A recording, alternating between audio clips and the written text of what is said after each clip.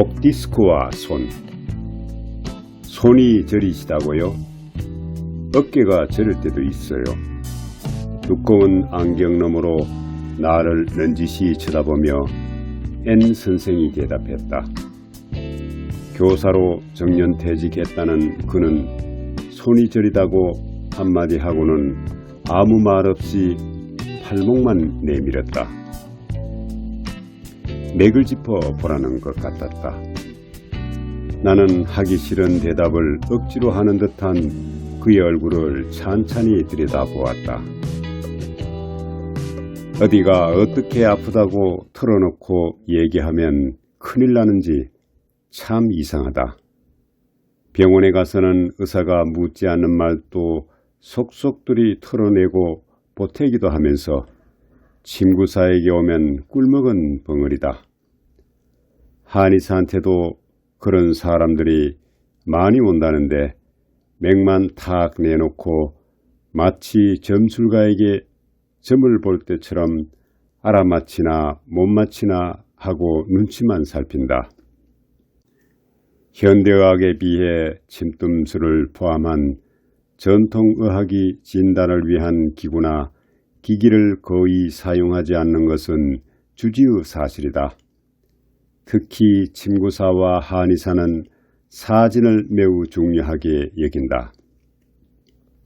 사진이란 환자의 낯빛이나 용모를 살펴보는 망진, 만져보고 맥을 짚는 절진, 말소리나 숨소리 또는 분비물의 냄새를 맡는 문진, 증상이나 병의 진행 과정을 물어보는 문진을 말한다.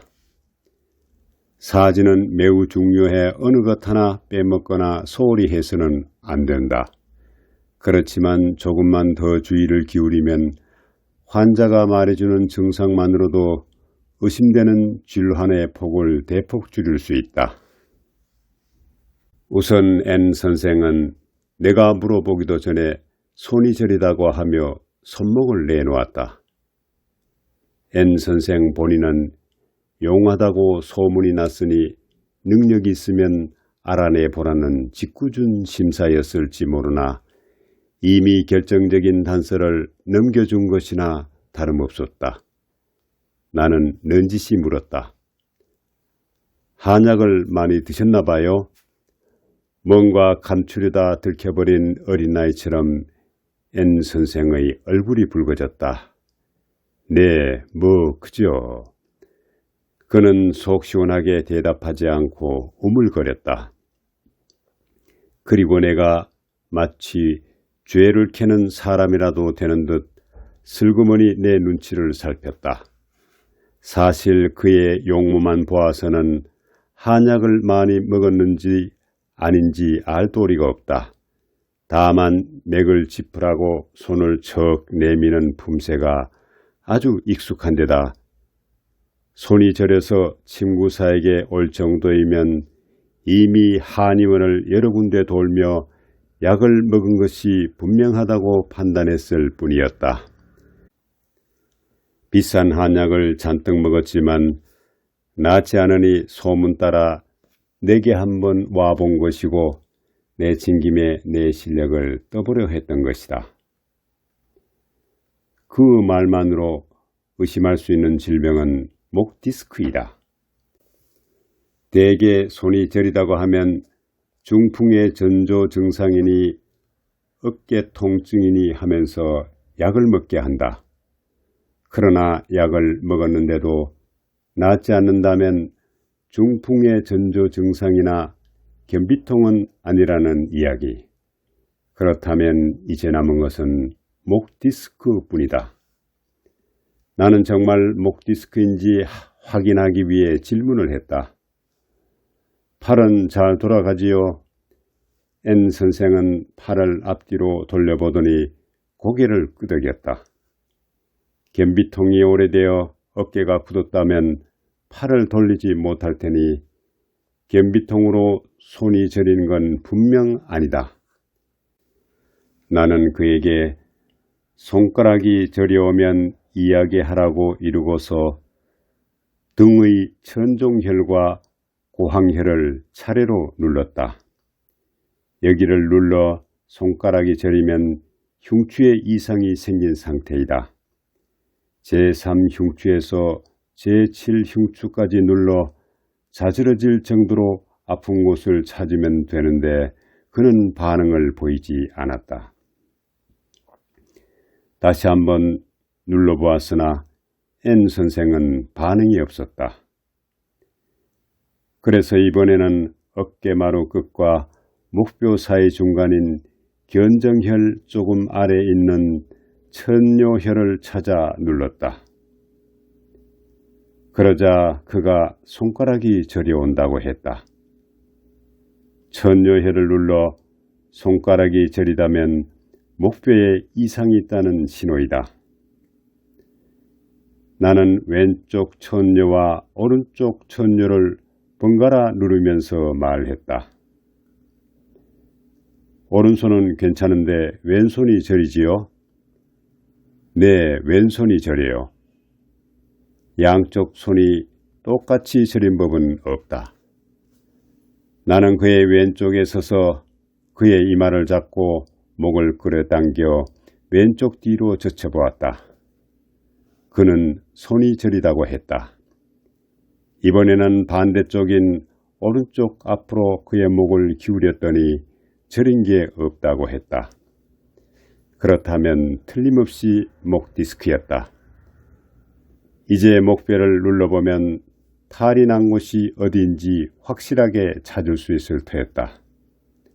나는 오른쪽 엄지손가락으로 그의 목뼈를 아래에서 위로 차례로 눌렀다.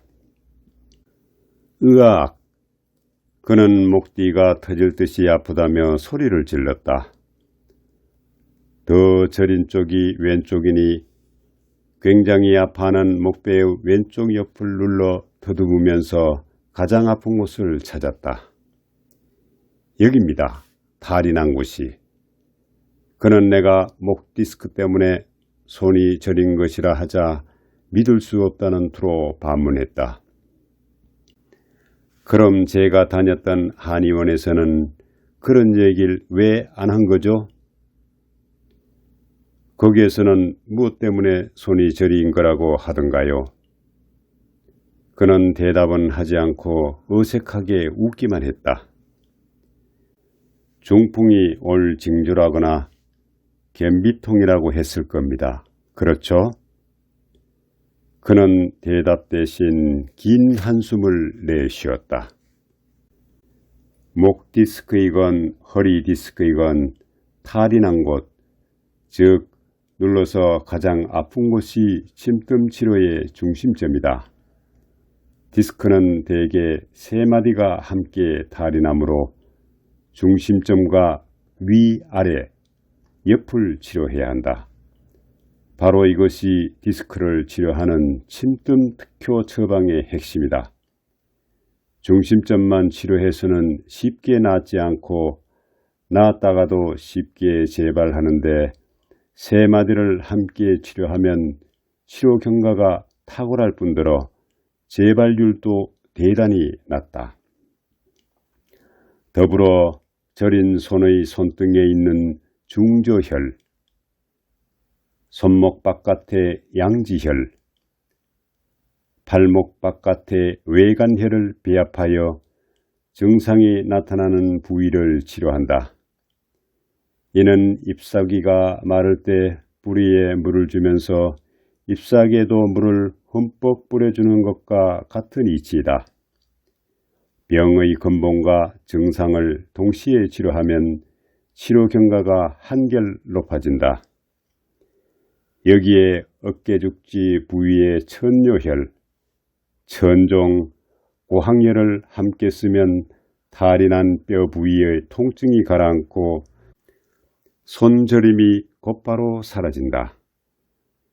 나는 가장 근원적인 문제를 해결하는 처방도 함께 썼다. 흉추의 이상보다 더 근원적인 원인, 쉽게 말해 흉추의 이상을 일으키게 한 근원적인 원인이란 뼈, 즉 흉추가 탈을 일으키게 한 원인을 말한다. 우리 전통의학에서는 뼈의 탈은 신이 허하거나 몸 전체가 허해서 일어나는 것으로 보고 있다. 그러므로 몸 전체를 보호해주는 무국보양뜸을 겸해 병의 깊숙한 뿌리까지 완전히 걷어낼 수 있게 했다. N 선생은 침과 뜸을 맞고 일어서서는 손저린 게 없어졌다며 신기해했다. 그리고는 씁쓸한 표정을 짓고는 혼잣말처럼 말했다. 지금까지 손저린 것 때문에 먹은 약이 몇째인데 침뜸 한 번에 이렇게 시원하다니.